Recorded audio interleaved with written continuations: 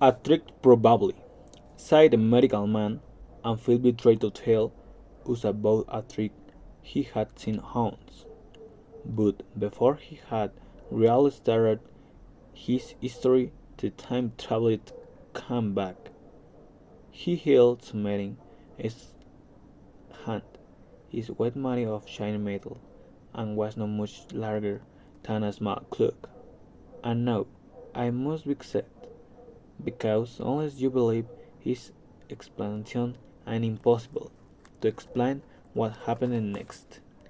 He took one of the small tablets into the room and put it in front of the fire. On this placed the machine. They placed a chair next to it and sat down. The only other object on the table was a small lamp, the light of which fell on the model. I sat in a low chair, nearest the fire, and I pulled it forwards, so I was almost between the time traveler and the fire. Philby sat behind him, looking over his shoulder. The medical man watched him from the right, the psychologist from the left. The very young man stood behind the psychologist. We were all wide awake. I cannot believe that a trick was played on the under test conditions. This light change, sighed the time traveler, resting his elbows on the table and pressing his hands together about the machine. It's only a model. It is planned for machine and travel thought time.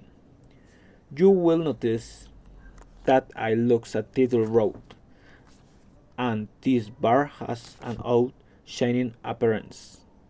It looked quite unreal. He pointed to this part with a finger. Also, here is one little weird lever, and here is another. The medical man got out of his chair and looked closely into the thing. It's beautiful made, he said. It took 2 years to make, sighed the time traveler.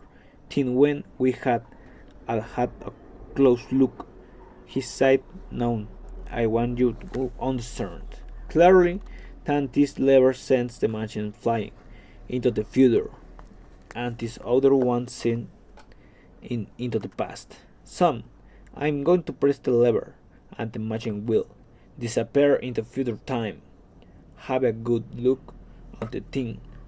Look."